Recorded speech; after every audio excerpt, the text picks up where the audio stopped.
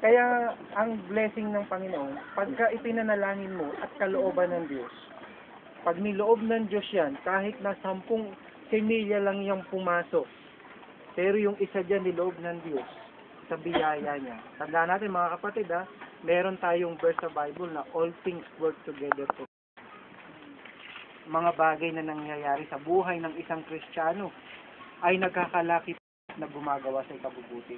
Pag niloob ng Diyos, kahit ayaw mo, ibibigay niya.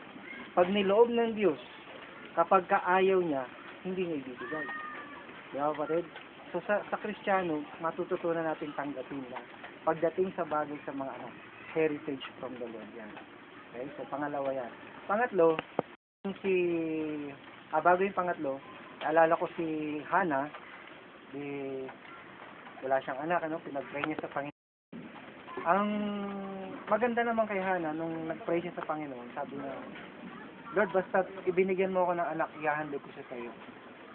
Siyang napakagandang puso ng magulang. Ibigay lang yung anak, ihahandog niya. Unang-una kung ano yung layunin ng Diyos sa buhay niya. Kaya nga yung mga pastor, nagpapaalala pagka inihahandog. Pag tinawag ng Diyos sa Panginoon yan, pag bungahadlangan. Kung ano yung kalooban ng Diyos sa buhay ng bata yan, kailangan susuporta ka. Ano naging buhay ni Samuel? Doon mo ba kinuha pa din? Yung pangalan niya kay Samuel. Anong nangyari kay Samuel? Maaga pa lang naranasan niya yung pagkatawag ng Diyos sa buhay niya. Para si Jeremiah, sabi ng Bible nasa sinapupunan pa lang yung pagkakahulma sa kanya ay niloob ng Diyos. So meron na siyang calling ng Diyos na yung potentiality nito ay matutupad paglaki niya. Sa pangalawang makikita natin, blessing ng Diyos ang isang bata. Pangatlo, eto na tayo, yung kahalagahan ng pagdededicate. So alisin natin sa ating kaisipan na ang paghahandog ng bata ay tulad ng ating nakalipas na pananamnat na relihiyon.